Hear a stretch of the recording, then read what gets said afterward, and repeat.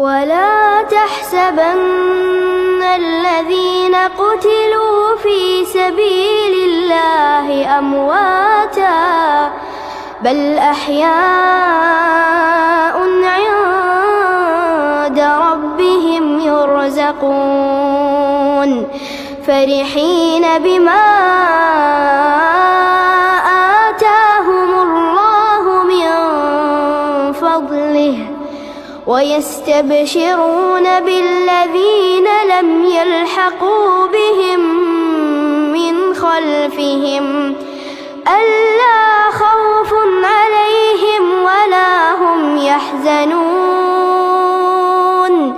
يستبشرون بنعمة من الله وفضل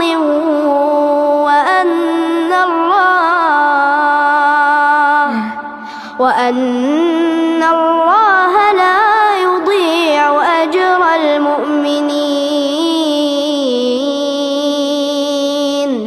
إذن ماذا يجب علينا تجاه غزة؟ أولا أن نساعدهم بكل ما نستطيع بالمال وغيره. ثانيا الدعاء لهم، لأن الدعاء سلاح ماض، كما ثبت عند النسائي بسند صحيح أن النبي صلى الله عليه وسلم قال: إنما ينصر الله هذه الأمة بضعيفها بصلاتهم وإخلاصهم ودعائهم. ثالثا التعريف بقضيتهم، لأن الأعداء يشوشون على قضيتهم ويعتبرونهم إرهابيين وقتلة، والحقيقة أن اليهود المحتلين هم الذين أتوا واغتصبوا الأرض ودنسوا العرض، فهم القتلة وهم المجرمون الذين يجب أن يخرجوا من فلسطين كلها. رابعا أن ننشر قضيتهم عبر وسائل الإعلام، وأن نبين أنهم مظلومون، والله عز وجل يقول: وإن جندنا لهم الغالبون. لا تغتروا بعتاد العدو وكثرته فلا قيمة له.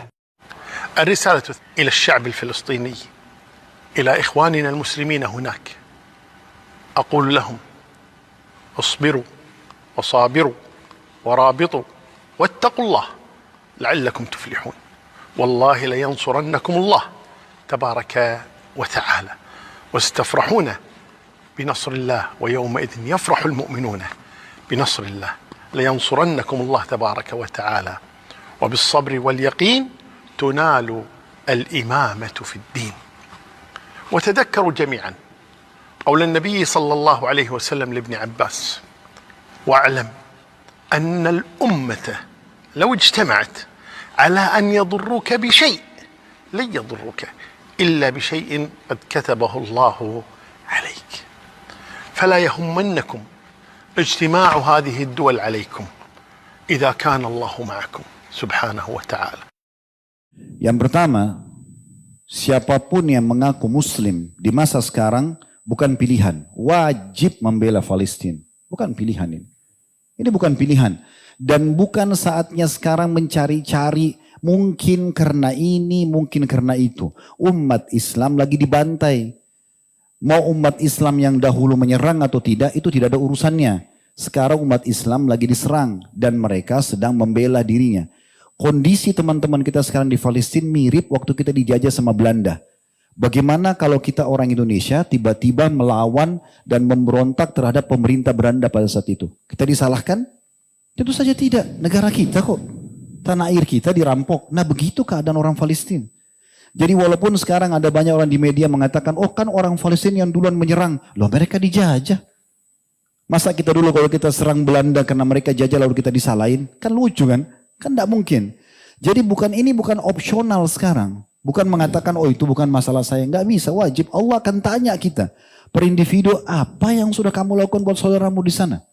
Minimal dengan doa. Hanya angkat tangan modalnya. Berdoa memuji Allah, lalu memuji salawat kepada Nabi SAW. Doakan agar Allah berikan kepada mereka solusi. Begitu juga dengan Allah binasakan musuh-musuhnya. Karena memang Nabi SAW mendoakan kebinasaan buat musuh. Ya. Ini satu sisi, jadi tidak boleh kita sekarang menganggap ini bukan masalah kita. Ini masalah umat Islam. Kita ini harus seperti satu jasad, kata Nabi SAW. Kalau satu luka, jari kita kena pisau misalnya, kata Nabi SAW seluruh jasad itu akan demam. Harusnya begitu. Siapapun muslim di muka bumi ini syahadat dari keturunan suku manapun, tinggal di wilayah manapun, kapan dia terganggu, maka sudah harus kita bela. Ini pertanyaan tentang bagaimana membela saudara-saudara kita di Palestina. Saya bilang kita berusaha menolong saudara-saudara kita di Palestina dengan apapun yang bisa kita lakukan. Bisa dengan harta, bisa dengan pemikiran, bisa dengan tenaga, ya, bisa dengan bantuan, ya, apapun yang bisa kita lakukan. Ya. Alhamdulillah banyak saudara-saudara kita yang memerlukan biaya, ya. Ya. Yang penting adalah bukti nyata bahwasanya kita membantu. Kalau orang ngomong-ngomong saja banyak yang bisa ngomong, ya. Tapi praktek nyata di mana? Ya, praktek nyata. Yang penting kita berusaha, minimal kita mendoakan. Jangan terlalu termakan dengan berita. Ya. Saya bilang jangan terlalu termakan dengan berita. Menuduh negara ini tidak perhatian, hati-hati. Ya, hati-hati. Atau sebaliknya, negara ini perhatian ternyata di baliknya banyak hubungan dengan Yahudi misalnya. Maka jangan terlalu termakan dengan apa? Berita. Apa yang bisa Anda lakukan terbaik bagi saudara kita di Palestina, lakukan. Minimal kita mendoakan mereka, semoga Allah memberikan kemudahan bagi mereka. Ya. Kalau bisa bantu dengan bantuan uang, silakan, ya. Beberapa hari ini kita mendapatkan informasi yang tidak berhenti.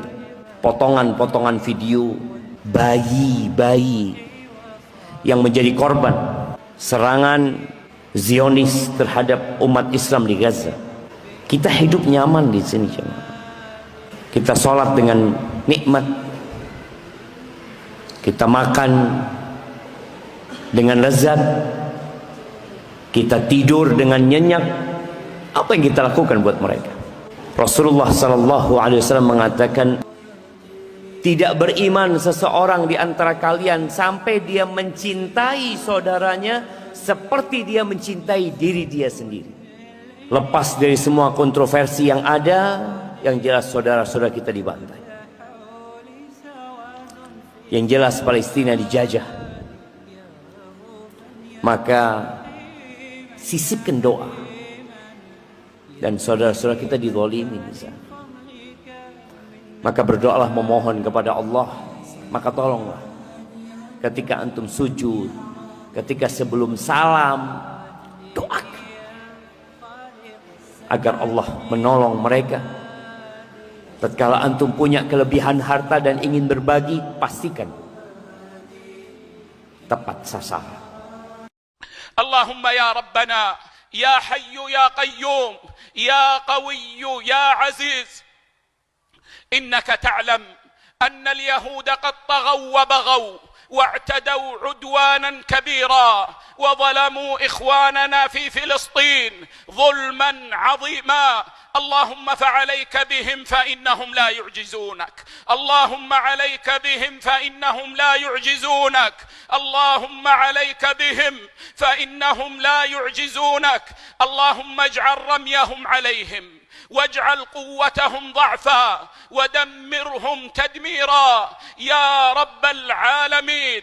اللهم كن لإخواننا المستضعفين. اللهم إن اليهود قد قتلوا الرجال الركع والأطفال الرضع والنساء والضعفاء.